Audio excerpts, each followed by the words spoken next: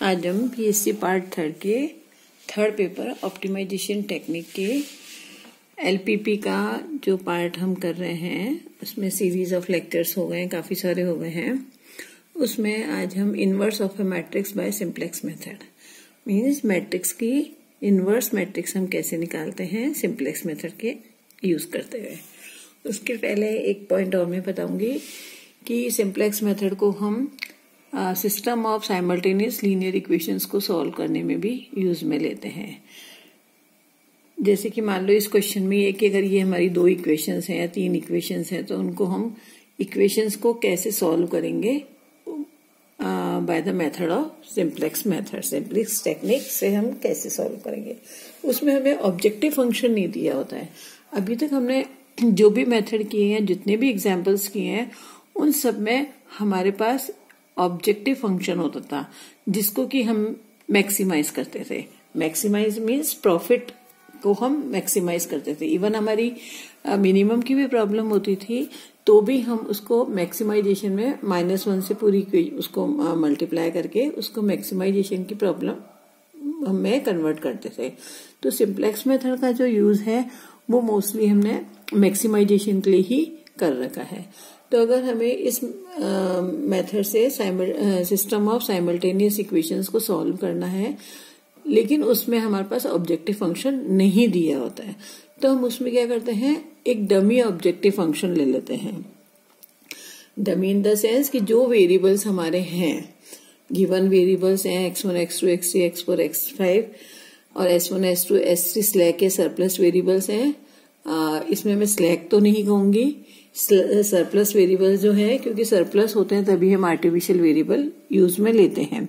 तो हमारे artificial variable की कॉस्ट तो हम -1 कर देंगे और बाकी जितने भी हमारे एक्स वेरिएबल्स हैं, मतलब जो हमारी इक्वेशंस के अंदर दिए हुए हैं वेरिएबल, और उन कॉन्स्टेंट्स को इक्वेशन में कन्वर्ट करने के लिए जो भी हमने स्लैक या सरप्लस वेरिएबल लिए हैं उनकी कॉस्ट को 0 करके और आर्टिफिशियल वेरिएबल की कॉस्ट को हम -1 करके एक डमी ऑब्जेक्टिव फंक्शन बना लेंगे। और उसके बाद हम वैसे ही सॉल्व करेंगे इक्वेशन को जैसे कि सिंप्लेक्स मेथड में खाली एक ऑब्जेक्टिव फंक्शन ही नहीं था हमने डमी ले लिया, बाकी सेम वही मेथड यूज में लेंगे और उसमें जैसे हमारे x1, x2, x3 की वैल्यूज आ जाती हैं तो हम उन वैल्यूज को, वही हमारा सॉल्यूशन होगा उन इक्वेशंस का। तो इसमें ये साइमल्टेनियस इक्वेशंस को भी सॉल्व करने में सिंप्लेक्स मेथड का यूज है। अब हम निकालेंगे inverse of a matrix. Inverse निकालने के लिए एक तो हमें नॉन सिंगुलर मैट्रिक्स चाहिए, नॉन सिंगुलर स्क्वायर मैट्रिक्स चाहिए। तो मान लिया हमने ए जो है हमारी कोई भी नॉन सिंगुलर स्क्वायर मैट्रिक्स है जिसका ऑर्डर n/n है विद रियल एंट्रीज। ठीक है, consider ax is equal to B, simple हमारी इक्वेशन है मैथमेटिकल फॉर्म में जो हम लिखते हैं ax is equal to B, x greater than और equal to 0, where b is a dummy real matrix of order n/1। b हमारी dummy है। By introducing the artificial variable vectors, यहाँ हम आर्टिफिशियल वेरिएबल्स को xa ग्रेटर देन और equal to 0 form a dummy objective function z with cost 0 to the variable x and cost -1 to each artificial variable। तो हम इसको ऐसे लिखेंगे, z is equal to जितने भी हमारे x हैं उनकी कॉस्ट 0 कर ली और जितने भी हमारे आर्टिफिशियल वेरिएबल हैं उनकी हमने -1 कर दी। Now for finding the solution of the LPP, maximum z is equal to 0 into x -1 ax plus 1 into X is equal to B. ये जो हमारी ax is equal to B थी, इनमें हमने आर्टिफिशियल वेरिएबल ऐड कर लिए और ये हमारा b बन गया। अब b हमें नहीं पता है, यहाँ पर b हमारा डमी है, तो हम b की कोई भी वैल्यू लेके और इसको सॉल्व करेंगे। Now by using simplex method in the simplex algorithm we can find the inverse of a from the final simplex table. जो भी हमारा ऑप्टिमल सॉल्यूशन देती थी वो वाली फाइनल कहलाती है सिंप्लेक्स टेबल।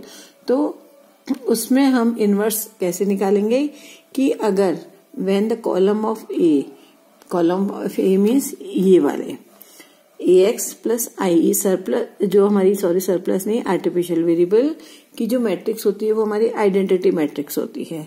तो hence in the simplex algorithm we can find the inverse of A from the final simplex table when the column of A becomes the column of the unit matrix IA. Then the columns of the vectors which are in the initial basis matrix in the starting simplex table give the inverse of A.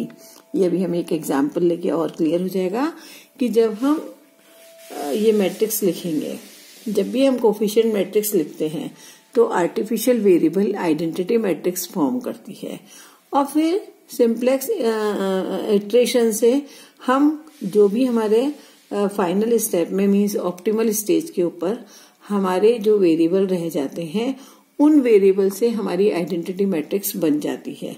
तो वो identity matrix जो बनेगी वो हमारी inverse देगी। अभी हम एक क्वेश्चन ले लेते हैं।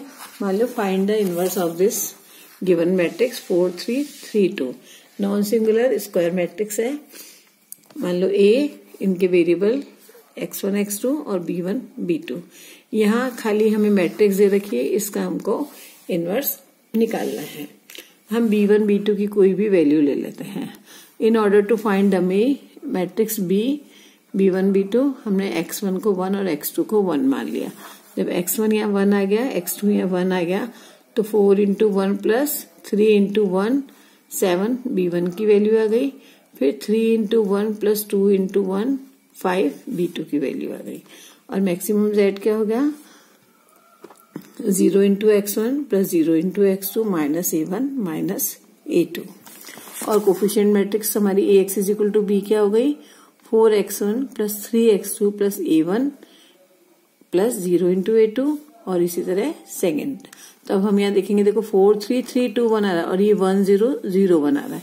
4 3 1 0 3 2 0 1 ये हमारी कोफिशिएंट मैट्रिक्स में हम ये देखेंगे कि आर्टिफिशियल वेरिएबल हमारी आइडेंटिटी मैट्रिक्स बना रही है।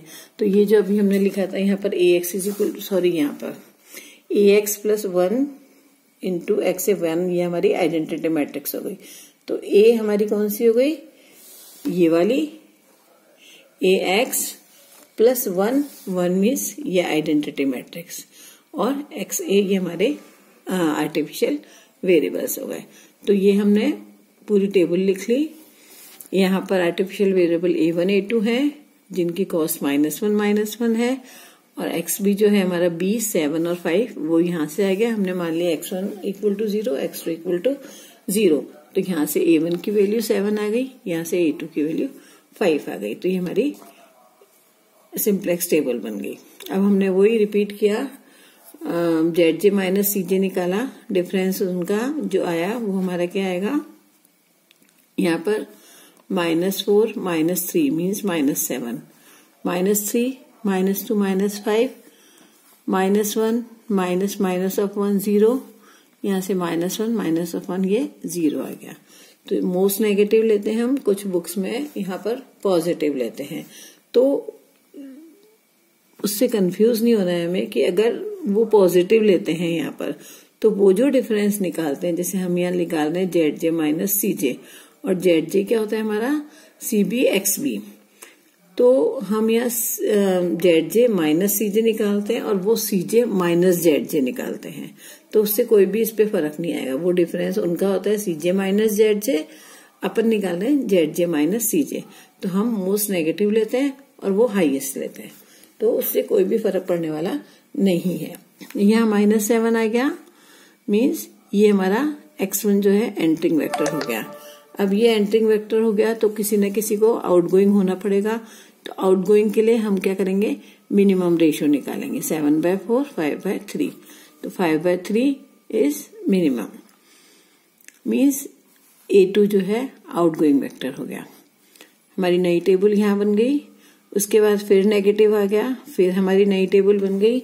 यह हमारा सारा 0 0 1 1 आ गया मीन्स डेल्टा J जो है वो ग्रेटर देन और इक्वल टू 0 आ गया, जो कि जब हम सिंप्लेक्स टेबल में ऑब्जेक्टिव फंक्शन मैक्सिमाइजेशन की प्रॉब्लम सॉल्व करते हैं तो ऑप्टिमल स्टेज हम इसको मान लेते हैं कि यहाँ सारा ग्रेटर देन और इक्वल टू 0 आ गया, पॉजिटिव आ गया, मीन्स यही हमारे बेसिक के बेसिस वेरिएबल है और यही हमारा सॉल्यूशन है। तो यहाँ ये आ गया। अब हम जो अभी हमने यहाँ पर पढ़ा था कि A becomes an identity matrix, तो यहाँ हम देखेंगे कि जब हमने इनिशियली शुरू किया था तब आर्टिफिशियल वेरिएबल से ये आइडेंटिटी मैट्रिक्स फॉर्म हो रही थी और सिंपल इटरेशन से हमने ये देखा कि अब ये जो है हमारी वो आइडेंटिटी मैट्रिक्स बन गई। तो x1 x2 से हमें ये हमारे x2 x1 वेरिएबल आ गए और ये उसकी इनवर्स मैट्रिक्स बन गई। तो जब यहाँ ये 0 1 आ गए, column of the given matrix A are converted into the columns of unit matrix IB। ये हमारी यूनिट मैट्रिक्स बन गई। और कब हम लेंगे इसको? जब हमारे ये जो है सारा पॉजिटिव आएगा। तो ये सिंप्लेक्स टेबल का यूज हुआ इनवर्स में किसी भी मैट्रिक्स का इनवर्स निकालने के लिए। Thank you.